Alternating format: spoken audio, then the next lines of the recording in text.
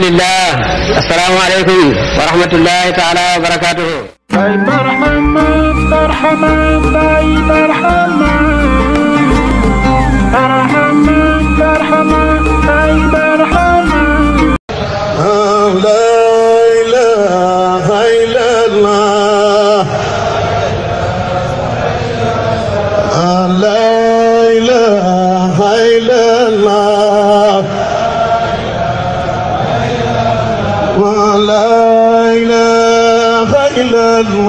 Salam la famille, j'espère que tu vas bien. On va faire une nouvelle lettre aujourd'hui.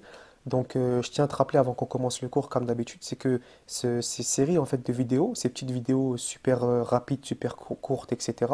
C'est en fait toutes les informations de ces vidéos, elles sont issues à la base de mon cours complet pour apprendre l'arabe, apprendre à lire l'arabe, à comprendre l'arabe, à traduire l'arabe, la grammaire en arabe, la morphologie en arabe, enfin plein de cours pour apprendre la langue arabe, d'accord, à partir du niveau débutant jusqu'à un niveau plus ou moins avancé. Et en fait, ces vidéos-là, le but de ces courtes vidéos, c'est de te montrer à quel point c'est facile d'apprendre l'arabe en ligne à partir du moment où tu as accès à la bonne méthode, une méthode, comment dire, adaptée pour les francophones, tu vois, que tu as un prof qui sait t'expliquer un minimum, tu vois. Donc ici, on va faire une nouvelle petite lettre qui s'appelle le Ra. Donc ça, c'est son nom. Et c'est une lettre qui va être un peu compliquée à prononcer. C'est la première lettre qui est compliquée à prononcer parce qu'en fait, c'est le R.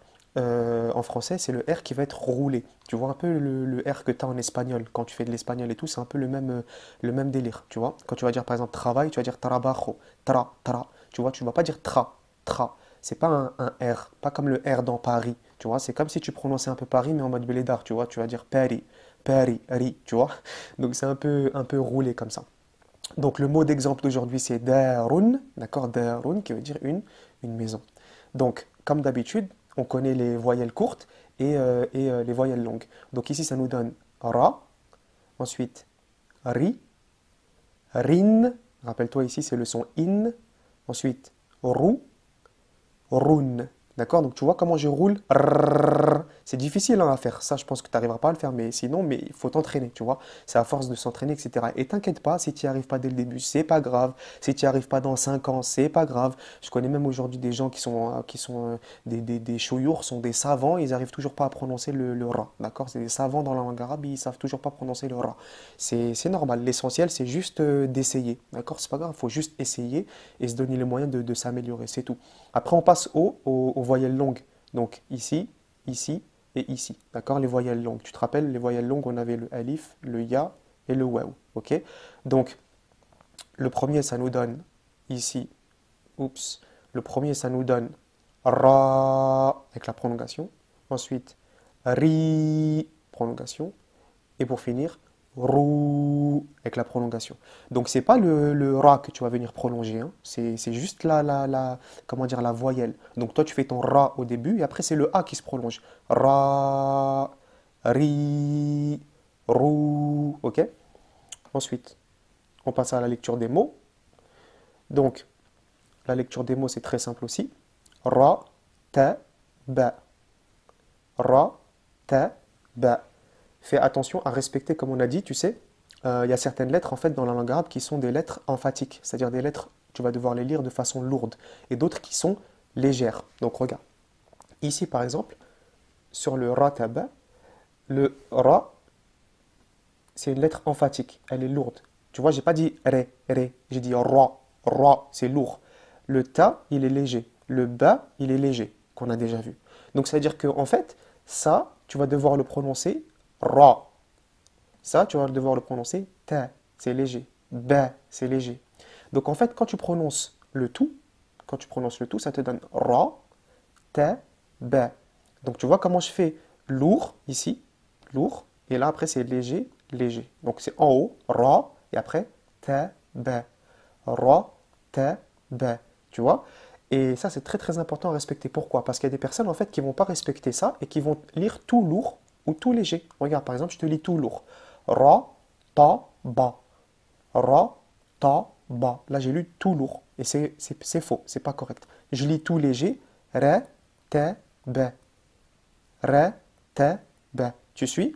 Donc, c'est pas comme ça qu'il faut faire. Il faut respecter justement les caractéristiques des lettres. Donc ici, ce sera ra, lourd. Et après, c'est léger. Ra, ta, ba. Tu vois? C'est comme si ça montait et après ça revenait normal. Ra, ça monte et après taba. Ra, taba. Ok? Ensuite, maintenant que je t'ai expliqué ça, même délire ici. Ba, ra, da. Tu vois? Et là, c'est encore plus compliqué parce que c'est léger, lourd, léger. Donc en fait, tu vas faire un genre comment dire, de grand 8. Tu vois, c'est par Astérix, tu fais le grand 8 de la prononciation. Et c'est ça en fait. Parce que là, tu es normal, léger, après tu montes et après tu descends. Tu vois? Donc ça fait ça en fait dans la prononciation. Hop là, ok? Ba, ra, da. Ba, ra, da. Tu vois comment ça fait ba, ça monte et ça fait bas après. Ba, ra, da. Ba, ra, da. Ok? Ensuite, pareil, même délire. Ba, da, ra. Donc c'est léger, léger et après, boum, je monte. Ba, da, ra. Ba, da, ra. Ok? Ensuite, da, ri. Facile. Da, ri. Ensuite, tu, run. Turun.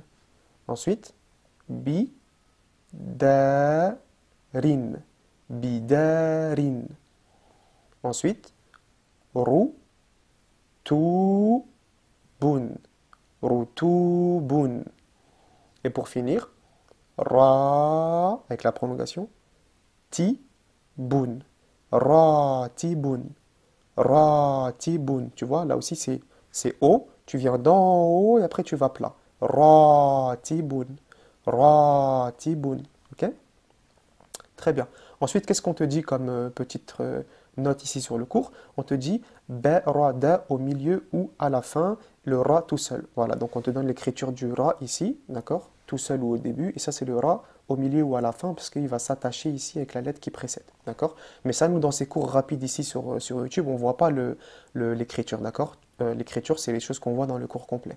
Donc la lettre ra, ici on te dit, ne s'accroche jamais avec celle qui suit. Tu as remarqué, ba, ra, da, on n'a pas accroché ici, d'accord? Avec celle qui suit. Donc ça fait déjà quatre lettres que tu connais qui ne s'accrochent pas avec celles qui suivent, d'accord? Le alif, ici, le waw, ici, le ra, ici, et le del, d'accord? Donc une partie du ra descend sous la ligne d'écriture, donc ça correspond à la ligne d'écriture, pour la différencier du del.